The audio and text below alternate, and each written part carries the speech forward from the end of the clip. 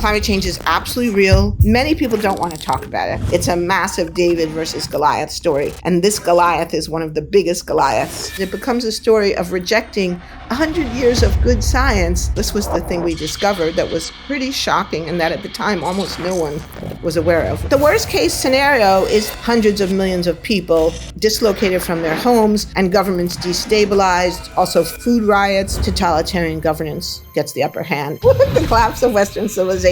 I have testified in the U.S. Congress. I have spoken in front of an audience of thousands of people. I have met the Dalai Lama. But they're a $1 trillion corporation, and I'm a professor in my study at home. They should be shut down. Naomi ORESKES is a historian of science who uses reason to fight climate change denial. She wrote 3 books on the subject, but not as a climatologist. She uncovers a big conspiracy of corporations that allegedly try to undermine the very notion of science when it directly threatens their profits. So how do we save our planet if big money is against it? The most amazing thing is, none of this is new, and we've already successfully done this before. I wanted to start from kind of the most obvious question and kind of misconception that it's still out there. It's climate change. Is it real? There's probably a kind of a spectrum of people, those who think, yes, maybe it is real, but we're not sure if it's caused by humans. So the very fact that you are asking this question and that people are still confused about these issues, which they are, you're absolutely right, is why ERIK and I wrote this book, Merchants of Doubt, why it's still in print in a second edition, and why, sadly, it's still relevant. So the short answer to your question is climate change is absolutely real. The scientific evidence is overwhelming, and we have known about this for many, many decades. Scientists first predicted that human activities, mostly burning fossil fuels, would change the climate. They predicted that at the end of the 19th century. 130 years ago. And by now, all of the predictions they have made have come true. And those predictions were already beginning to come true in the 1980s and 90s. They have come true in spades. So if we think about the most basic way of thinking about science that we all learned in school is that scientists make predictions and then we see if those predictions come true. And scientists have absolutely, positively, 100% done that in this case. So why is anybody even confused about this issue? Maybe we are becoming not as good at deciphering and understanding what's true, what's not true. Well, the reason that so many of us are confused, it's not our fault. It's not because we're stupid. It's not because we're lazy. Well, we might be lazy, but that's not why we're confused about this issue. We are confused because for 4 decades, since the late 1980s, organized networks have been deliberately fostering the idea that we don't really know, that we're not really sure. Maybe there's a little, but we don't know how much, in order to prevent action that threatens their economic or political interests. That's the bottom line. The story we told in our book, and we've continued to work on this since the book first came out, has to do with really a set of public health and environmental issues that came to the fore in the 1950s, 60s, 70s, and into the 1980s. So this period in the mid-20th century. So after World War II, scientists began to recognize some really serious problems that were created by normal economic activity. And the biggest one was tobacco. So tobacco was a legal product. Billions of people across the planet smoked, and many people enjoyed smoking, found it pleasurable. But by the 1950s and 60s, there was strong evidence that had emerged, very clear evidence, that smoking was deadly, that it caused lung cancer, heart disease, high blood pressure, and in time, a whole lot of other diseases as well. There's more than 100 diseases now that we know are caused by using tobacco products. And when this information came to the fore, the tobacco industry could have said, oh, wow, yeah, that's kind of bad. But, we'll be honest about it. People could make their own choices. That would have been one option. Or they could have said, oh, yeah, this is really bad. Maybe we should stop selling this product and diversify into other things. And they actually did a little of that, but not much. The main thing they did was to fight the science, to deny the facts, and to basically become what we call merchants of doubt. They made a conscious decision, and we know this because we have their own documents and letters and minutes from meetings to prove it. So this isn't a theory. This is a fact, a historical fact that is amply proven by the evidence.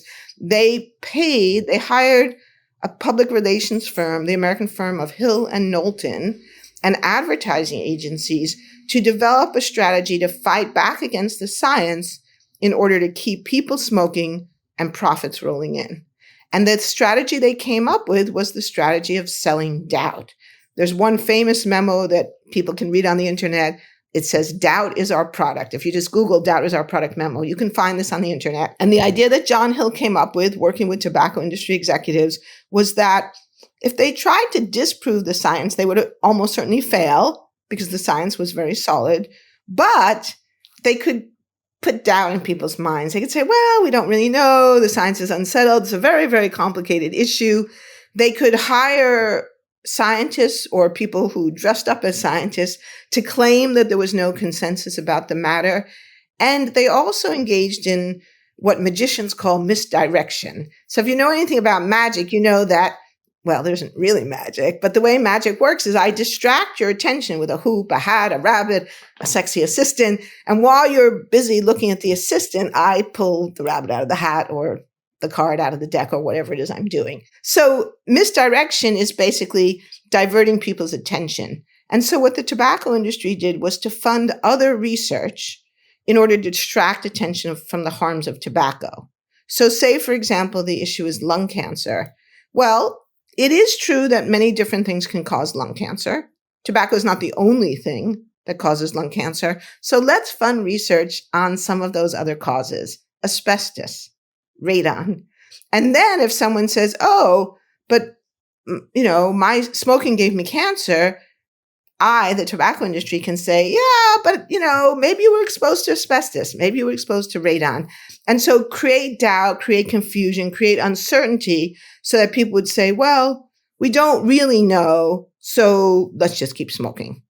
And so in the book, we document this very clearly and carefully. And then this is the kind of big reveal. This was the thing we discovered that was pretty shocking and that at the time almost no one was aware of, with few exceptions, that some of the same people then who had worked with the tobacco industry transferred that strategy to climate change.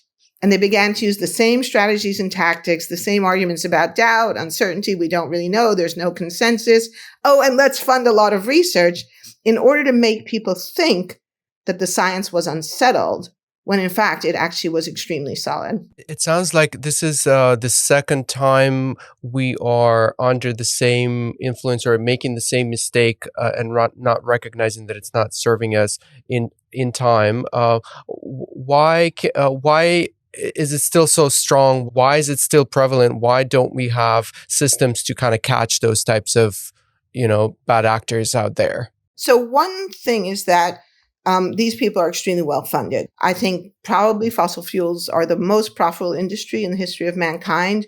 These are companies that rake in billions of dollars in profits every single quarter. So trillions and trillions of dollars in profits, some of which they use to keep themselves in business and stave off regulation through these campaigns of doubt and through direct political manipulation. So they give a lot of money to politicians.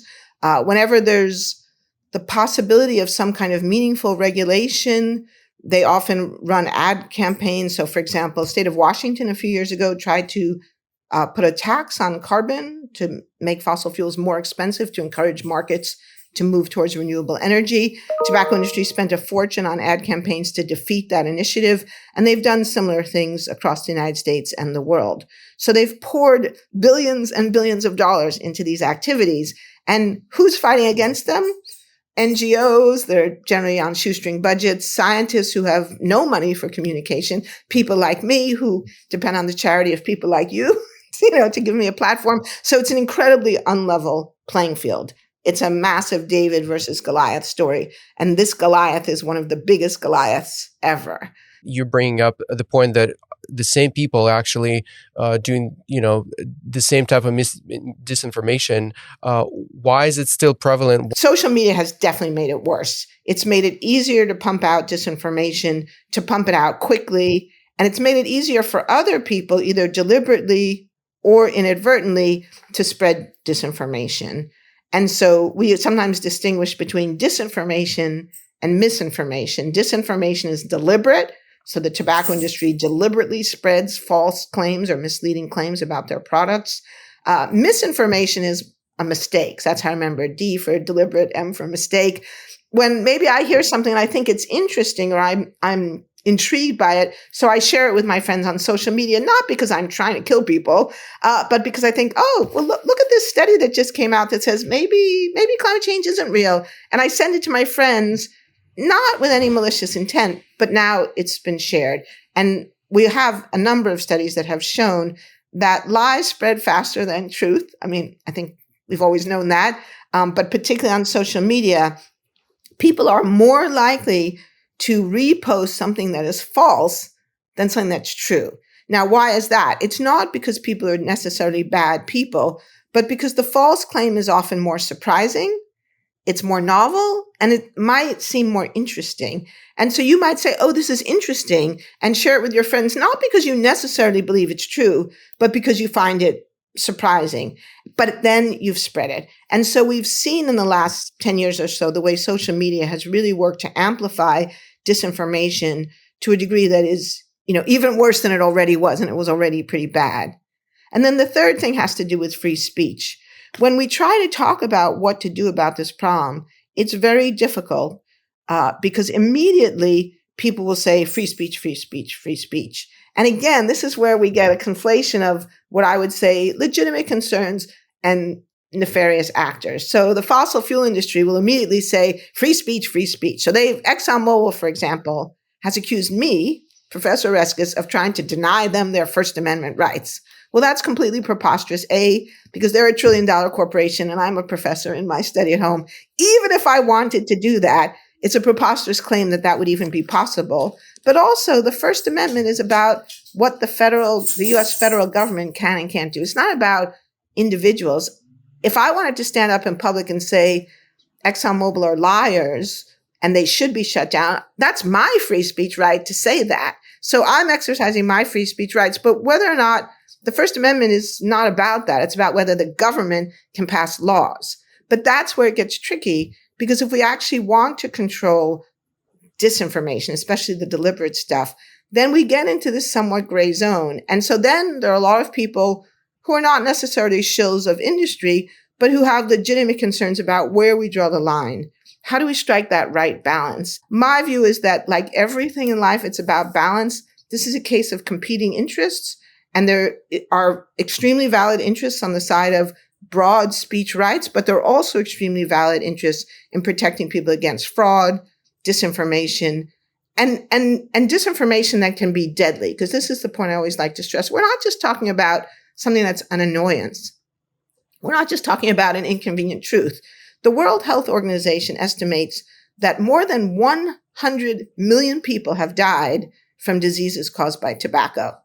So just sit with that number for a minute, million. 100 million people. That's more than died in World War I and World War II put together. And we have memorials all over the world to the people who died in those wars. And where are the memorials to the innocent victims of the tobacco industries? I'm going to use the word crime because I think that is, in fact, what it was. So I wanted to touch on the topic of free market. So there's this long-standing debate that you talk about also a lot between market fundamentalism, belief in minimal or no government intervention in the economy, and the necessity of government regulation to address market kind of failures.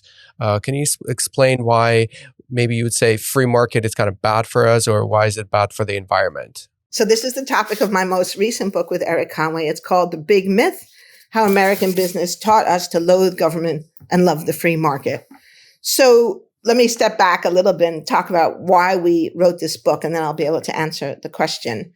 So when ERIK and I were writing Merchants of Doubt, the central question that informed that book was why? Why would intelligent, educated people fall for climate change denial? And particularly, why would they perpetuate it? Because the key people we talked about in that book, the Merchants of Doubt, were 4 particular people that we focused on who were themselves scientists. So it was clear they weren't ignorant, they weren't uneducated. It wasn't plausible that they just didn't understand the science. There had to be something else going on. And moreover, when we looked into it, these were quite prominent scientists who, as far as we were able to show, well, with one exception, had no connection to the fossil fuel industry. 2 of them did have connections to tobacco.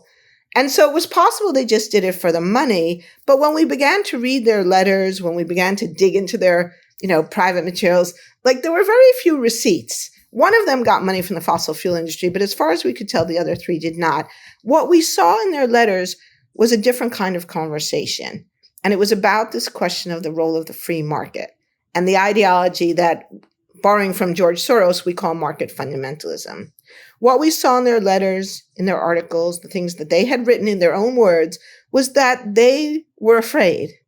They were afraid that if governments become too involved in regulating marketplaces, that it becomes a slippery slope to Soviet-style totalitarianism. Now, it's important to put this in historical context. So these were scientists, Cold War scientists, who had worked on American weapons and rocketry programs. So they had dedicated their whole lives, by their own understanding, to containing communism.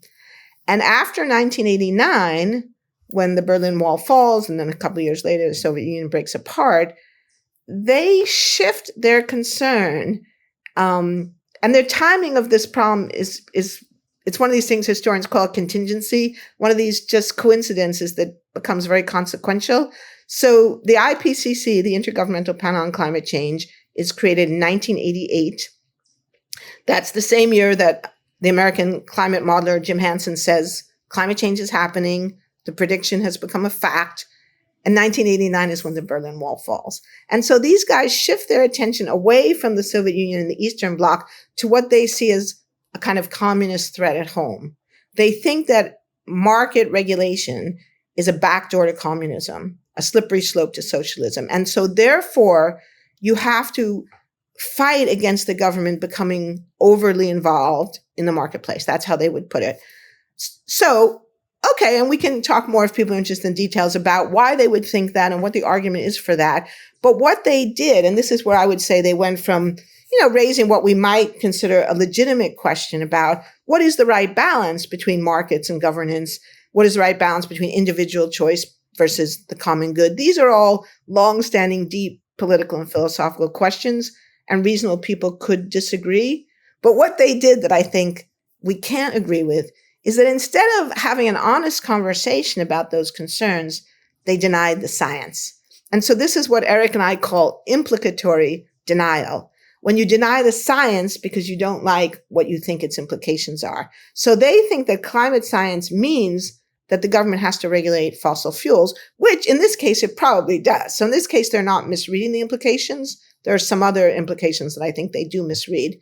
If you don't want the government to regulate fossil fuels for whatever reason, then implicatory denial leads you to deny the facts that imply the need for the regulation. So it's a sort of, you go back to the source of the concern. And so they start denying the science.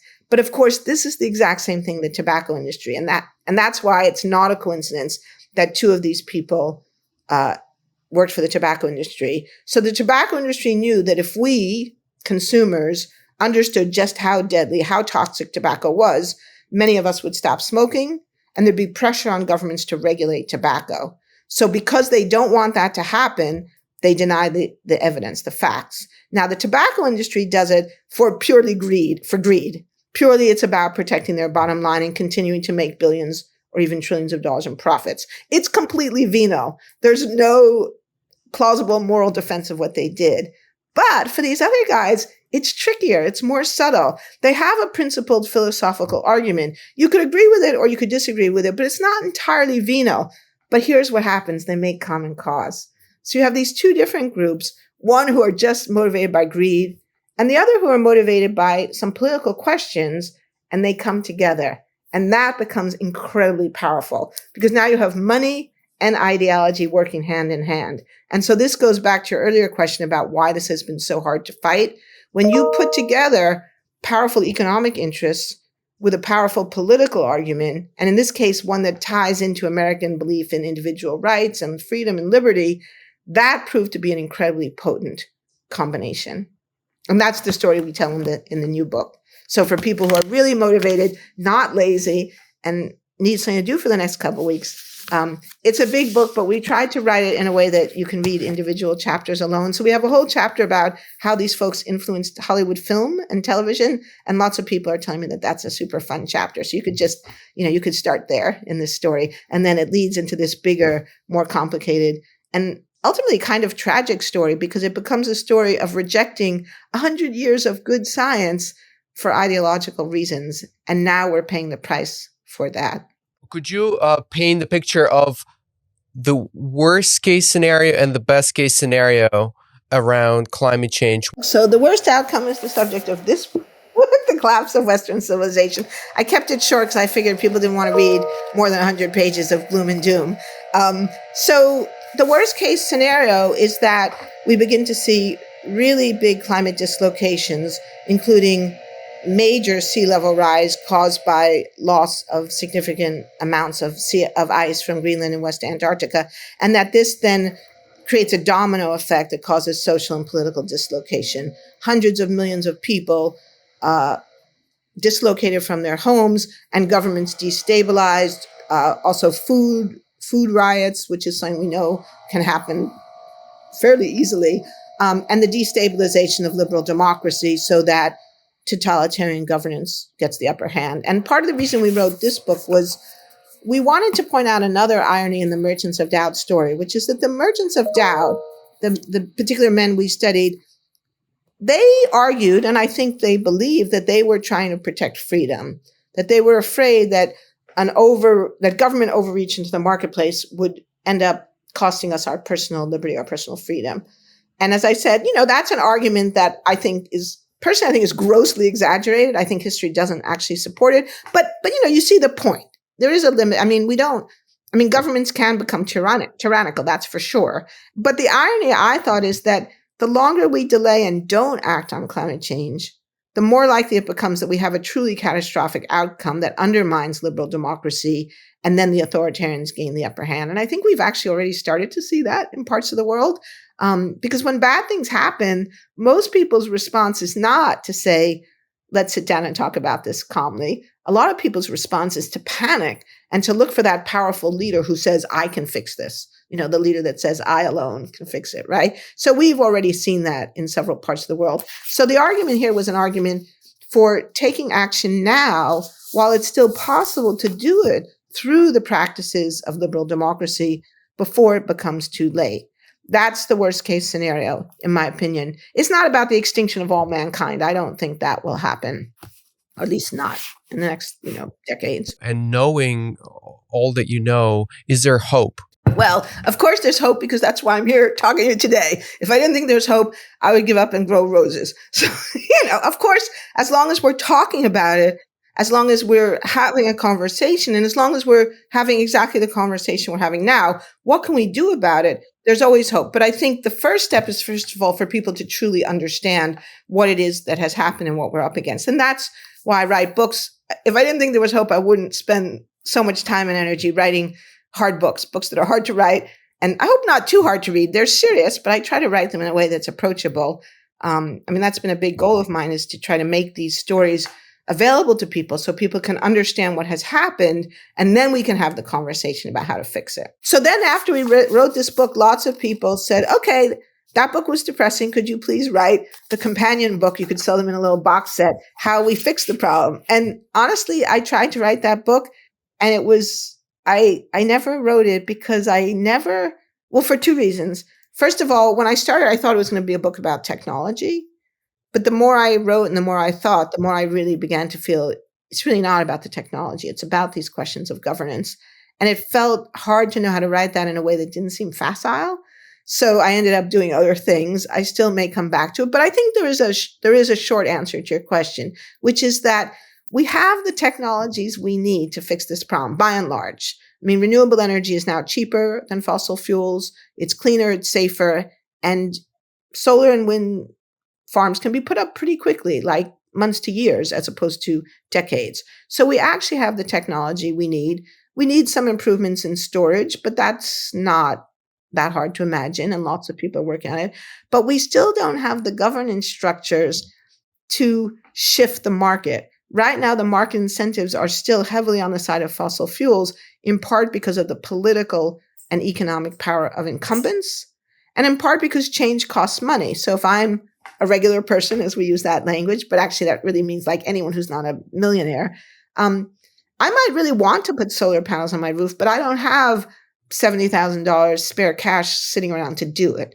And so that's where government incentives, tax credits, low interest loans, like the state of New York has low interest loans now, so low income or even no interest loans if you qualify based on your income level. So governments can create structures to incentivize change and to help cover the transition costs. And we're starting to see that happening in many parts of the world.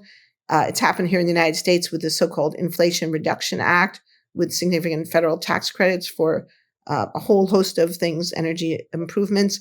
But we need a lot more of it. We need it on a much bigger scale. And we need more of it that moves industry, right? Because, I mean, it's really important for individuals to do what they can, but it won't in the end work if we don't move industry. And at that point, then we get into the whole question of carrots and sticks. So the Inflation Reduction Act is almost entirely carrots. It's about positive incentives. And I totally agree that you should always give people the opportunity to do the right thing. But the fossil fuel industry has had the opportunity to do the right thing here now for 40 years. We have to start thinking about bans. So, for example, bans on future exploration and development, bans on expansion of existing oil and gas fields. And that's going to be hard to do because these companies are so incredibly powerful. And that's why ordinary citizens need to become politically involved, because without widespread political engagement, the power of the incumbents will always overcome the power of the mavericks, the upstarts, the creatives, and the entrepreneurs. And for regular people who are, let's say, listening and watching this, what are some actionable steps can they start taking today? To understand the problem, so that if you hear a friend say, oh, we don't really know if climate change is real, or we don't know how much it's caused by people. A student in my class said a fellow Harvard student said this just the other day, right? That you stand up against that and you say, no, with all due respect, that's not right. And would you give me a minute to explain how we know it's not right? In other words, to be patient, to educate people, and to become involved in the conversation. Because another thing we know that has happened, again, particularly in the United States, where this issue has become so contested, many people don't want to talk about it. Lots of people don't like conflict. Conflict is unpleasant. You go home, you don't want to have a fight with your parents. You don't want to have a fight with your roommate. And so a lot of people's reaction is just to say, okay, I don't want to get into it. I don't want to talk about it. And we actually have studies now that show that people are talking about climate change less now than they were 10 years ago, which is really shocking when you think about it, because climate change is so much worse now and it's so much like more in front of our faces. You would think we'd be talking much more about it, but we're not. So the first thing that is important for people to do is be educated. Second thing is be willing to talk in a patient, compassionate, but firm way, right? Not to just allow people to say nonsense and let the nonsense go unchallenged, but to stop them and say, no, that's wrong. And then the third thing is to begin to think about how to take action. And I think that's a good news story, because climate change is such a complicated and multifarious problem that there are many different ways that we can get involved to make a difference. So I often get asked what we can do on a personal level. And I think that's an important question, because it's very easy to feel disempowered on an issue that is this big, this bad, and has these Goliaths on the other side. But there are a lot of things we can do. So, for example, about 40% of all greenhouse gas emissions, so the gases that drive climate change, come from land use issues, deforestation, and agriculture. And a lot of that has to do with our food systems, particularly meat. The carbon footprint of beef is like 10 or 20 times or 30 times the carbon footprint of most fruits and vegetables. It's also much higher than the carbon footprint of things like cheese or even eggs and chicken. So reducing the amount of red meat in your diet makes an immediate impact on your own contribution to this problem. And it has the added bonus that it's better for your health as well. And I think that's kind of cool, that what's good for the planet is actually good for us personally as well. So it's not a trade-off. It's actually a genuine win-win. And I feel like a lot of times people are always looking for that win-win solution, and often it's not really, but this one really is. And it's something you can start Today, you can start as soon as you get off this call, you can begin to change your diet and you'll be healthier, happier for it. In terms of habits, other kinds of habits, that's a little harder because many of us live in communities where we don't have a lot of choices about transportation. Particularly if you're an American, you may live in a place where you really have to drive a car.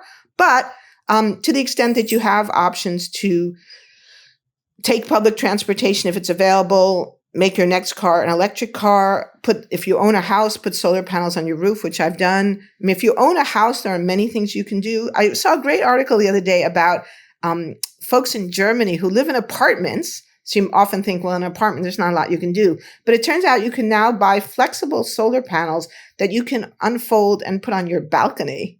And so it was an article about how these folks in Germany were buying these flexible solar panels, putting them on their balconies and using it for electricity in their apartments. So increasingly, we have those kinds of local technological solutions increasingly available and increasingly affordable. And so I think everyone should do what they can to the extent that their budget permits. And most of us, there are things we can do. And I think the great thing about that is when you begin to do them, it's not just that you're helping with the larger problem, but you feel better about yourself because you feel like, okay, well, I'm doing what I can. And that's all we can really ask from anybody is that we do what we can. And very often these things save you money in the long run. Just to be honest, they often cost a bit upfront, like electric cars cost more to buy upfront, but they actually do save you money in the long run. The third thing then is political action. And this is very important because while there are many things we can do as individuals, there are also things that are structural. I always like to say I can change my light bulbs, and I have. All the light bulbs in my house are high efficiency LEDs, but I can't change my electricity grid. That's structural. And for that, we have to begin to become involved in politics. And a lot of people don't like to hear that because politics is messy. It feels sometimes kind of hopeless. But the thing is, politics functions on lots of different levels. It doesn't necessarily have to be on the global or the federal scale. It could be local in your town, in your city. If you live in the United States, in your state, or in Canada, in your province. And we're seeing a lot of really meaningful action beginning to develop now on these more local levels. You know, a global organization like 350.org. There are so many groups out there now doing good work on this angle from the energy perspective, from the food perspective, urban planning, increasing bicycle routes. So whatever gets you excited, like maybe you love bicycles and you'd like to see more bike routes, join an organization that's working for that. It seems that over time, the climate change problem is becoming much more complex and harder to solve, and using maybe advanced AI systems that can help us model and predict the best course of action might be maybe the only way. The whole AI thing is super tricky, and I think there's no question. I mean, we're seeing already that AI is like pretty amazingly good at doing certain kinds of things like summarizing documents, and I'm using it now for some research I'm doing. I think for historians, when we face situations where we have literally millions of pages of documents that could take a decade to read, now we could use AI to read these documents much more quickly. So it's definitely a useful tool for sure. And different people are finding different uses in all kinds of ways. But to think that AI will solve climate change, I think is wrong on a couple of levels. First of all, what does AI do? AI summarizes the stuff that's on the internet. It summarizes the information that's already out there. It summarizes books that have already been written. And there, of course, we know there's intellectual property issues because it does make me mad that ChatGPT has summarized my books without my permission and without paying me the royalties that I'm entitled to. So there's a bunch of issues there about intellectual property and rights. But the point is, it's only summarizing what we already know. Now, maybe there will be a future where we have truly intelligent artificial intelligence that actually becomes creative, but I don't think we're there yet. And so there's no way for AI. AI isn't telling us anything we don't already know. It's just making it easier for us to access it. And I think when it comes to climate change, we know what the solutions are.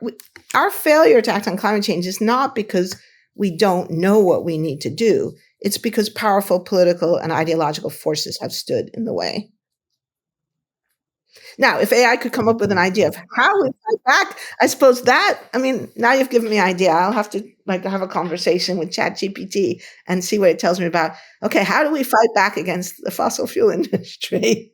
Okay, I'm going to do that. You've given me an idea.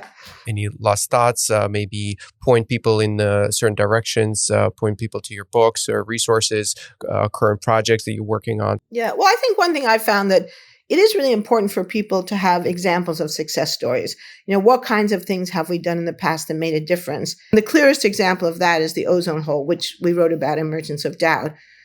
The ozone hole was created by a legal product, chlorinated fluorocarbons, a product that at first seemed to be really good. They're very good at for refrigeration.